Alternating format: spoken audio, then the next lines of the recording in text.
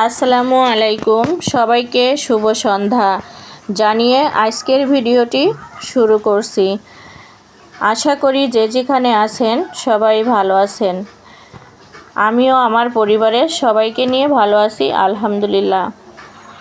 আজকে আমি বাজার করে নিয়েছিলাম মটরশুঁটি। আমার খুবই প্রিয় একটা শাক মটরশুঁটি।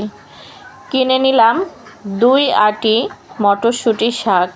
বাছতে যে আমার কত সময় লাগবে এটাও আমি একবার চিন্তা করলাম না। আমার অনেক বেশি ভালো লাগে, তাই আমি একসাথে 2 আটি শাক কিনে নিলাম। তারপরে কিনে নিয়েছিলাম পেঁয়াজ পাতা। এদিকে নতুন পেঁয়াজ, মূলা, ফুলকপি, টমেটো। আজকে এগুলাই বাজার করে নিয়েছিলাম। আমি বাজার থেকে এনে বসে বসে সুন্দর করে ডালায় সাজিয়ে নিচ্ছিলাম। মূলাগুলো কিন্তু অনেক সুন্দর ছিল দেখতে, একেবারেই সদ্য। এখানে বড় একটা ফুলকপি নিয়েছিলাম। এই তো আজকে বাজার ছিল আমার। আমি সবসময় পরিপাটি গোছালো বাজার করতে অনেক বেশি পছন্দ করি, আর আমি আমার পছন্দ মতোই বাজারগুলা করে থাকি।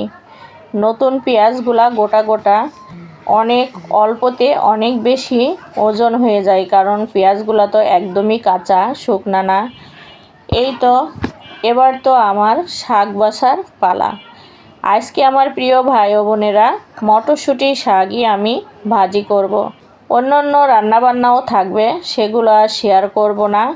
আমি মটরশুঁটি শাকটা কিভাবে আজকে ভাজি করব সেটাই আপনাদের সাথে শেয়ার করে নেব। এই শাকগুলো বাছতে অনেক সময় লাগে, আর আমি যেহেতু একা হাতে বাছবো সেহেতু অনেক সময় লাগবে। এই শাকের শুধু আগার নরম অংশটুকু নিয়ে নেব, এই যে আলাদা করে রাখছিলাম, আর তার নিচের অংশ থেকে শুধু আমি পাতাগুলোই বেছে নিয়েছিলাম। এই যে শাকগুলো আমি পরিষ্কার করে ধুয়ে ভালো করে নিয়ে কড়াইতে বসিয়ে দিয়েছি, মানে ধুয়ে কড়াইতে রাখছি। কিন্তু আমি ভাপ দিব না, একবারেই কাঁচা তেলে দিয়ে দেব। তার জন্য পেঁয়াজ, রসুন, কাঁচামরিচ, গোটা জিরা তেলের উপরে দিয়ে ভেজে নিচ্ছিলাম। কাঁচা পেঁয়াজ যেহেতু একটু হলুদ দিয়েছিলাম, এর জন্য ফ্রাই প্যানে লেগে যাচ্ছিল। তারপরে আমি পেঁয়াজ, কাঁচামরিচ, রসুন, জিরা ভেজে তুলে নিলাম। ওই ফ্রাই প্যানের উপরে শাকগুলো দিয়ে দিলাম।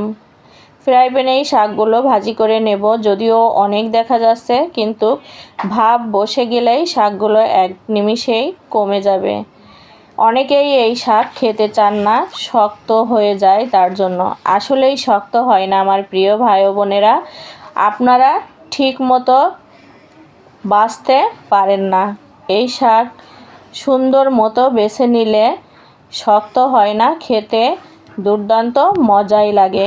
শীতের সময় মটরশুঁটি শাক পাওয়া যায়। এই শাক খেতে দারুণ মজা লাগে।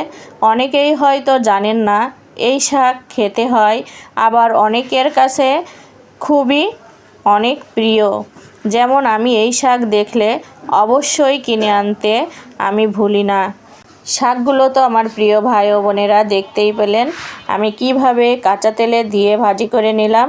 আর শাক যেহেতু ভাজি করে নিয়েছি, শুকনা মরিচ ভাজা থাকবে না, তা কি হয় আমার প্রিয় ভাই ও বোনেরা? আজ মটরশুঁটি শাক ভাজার রেসিপি কার কাছে কেমন লাগলো অবশ্যই সুন্দর কমেন্টে জানাবেন। সবাই ভালো থাকবেন, সুস্থ থাকবেন, আমার পরিবারের জন্য দোয়া করবেন। আজ এখানেই বিদায় নিচ্ছি। আল্লাহ হাফেজ।